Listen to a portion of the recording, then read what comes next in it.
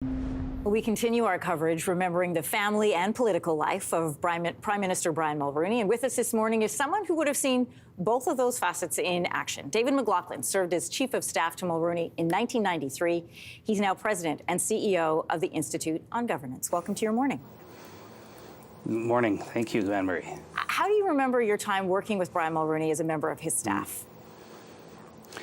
Well, I'm remembering all the things that, the opportunities he gave me. Honestly, it's the personal stuff that sort of comes through first.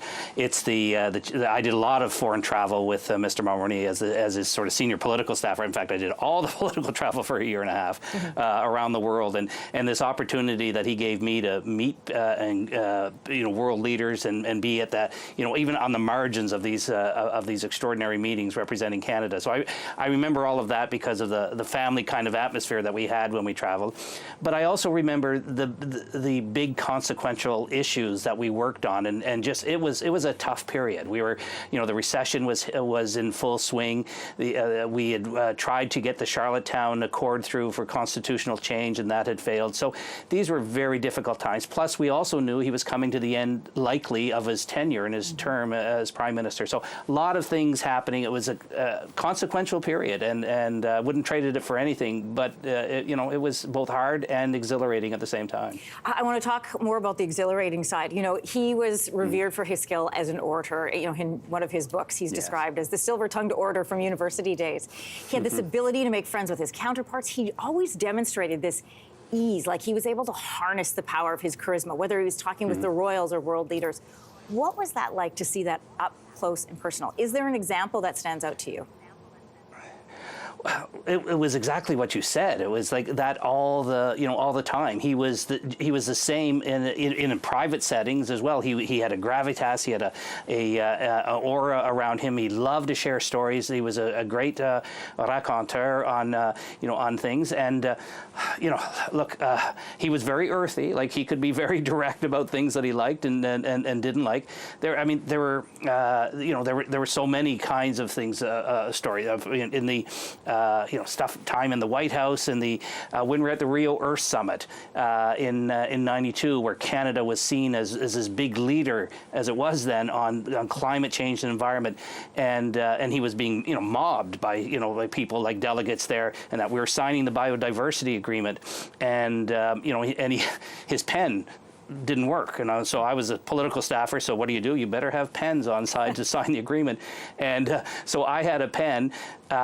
And it wasn't the right kind of pen. It wasn't the kind of pen that he was comfortable using with. So I got this kind of glare from him as he signed the thing, and then he gave me the pen back, and I kept it, right, as a bit of a memento. So that was, there was just all of those kinds of things. He was always in the moment, on stuff. And I can tell you, if you have a moment, I will tell you one very consequential moment. It was during the Charlottetown the negotiation for the Charlottetown Agreement. We were in Munich for the G7 summit, and of course the time zone difference.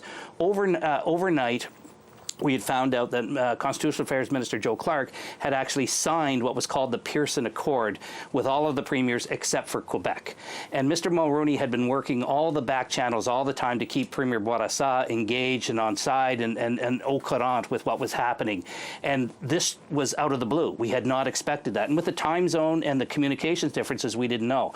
Well, I was the one who was delegated to tell him that, because I had to read the fax paper. It was rolled up fax paper. Remember, this is back in the day, and had to tell him, while he was sitting in his bathrobe in the suite, that, guess what? There is now a constitutional accord of which he knew nothing about, was not aware of, and he recounts this episode in his memoirs. I recount a bit of it in my book on that period of time.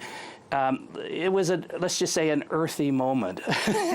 He was not happy, but the consequence of that was that when we flew back to Canada, is that he had to call a special cabinet meeting because his Quebec ministers were really upset about it. And this was a moment where the government could have fallen apart. His persuasion and his focus, his relentlessness on keeping people together and drawing upon old loyalties and the bigger picture was what kept the government whole, kept the opportunity to bring Quebec back in for the final round, and ultimately led to the Charlottetown package, which was put to the public in the referendum.